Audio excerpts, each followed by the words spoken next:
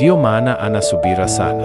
Huenda hajachukua bursa, lakini alichukua kila kijiji na ngome karibu na bursa moja baada ya nyingine. Hakuwahi kushindwa hata mara moja. Siku hiyo ndiyo siku ambayo nilielewa jinsi nilivyohisi kuhisi pumzi ya mbwa mwitu kwenye shingo yangu. Siku hiyo ndiyo siku ambayo niliona jinsi tonge nililofikiri lilikuwa kooni lilivyongolewa kutoka miongoni mwa mambo yangu. Alipata je habari hiyo kwa masikio yake ya kutisha? Je, alichipua mbawa na kufika kwenye ukingo wa maji? Sijui. Sikupata hata muda wa kuelewa jinsi alivyowafungulia makucha yake wanaume wangu kama mwewe.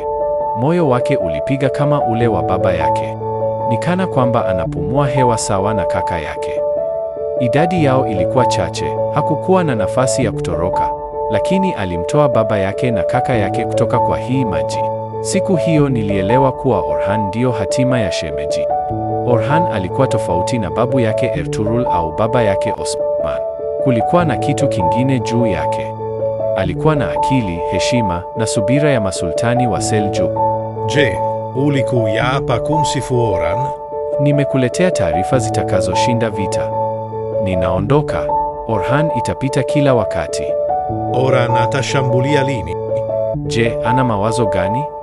Maandalizi yote yamekamilika. Wanaweza kushambulia wakati wowote.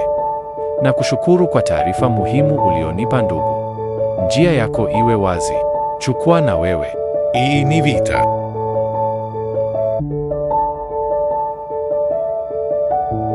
Kutaka kushinda vita 100 na wasaliti kama hao, wanaosaliti taifa lao wenyewe, kutatusaliti sisi pia. Tulichukua kile tulichohitaji kutoka kwake. 130k più 130k più.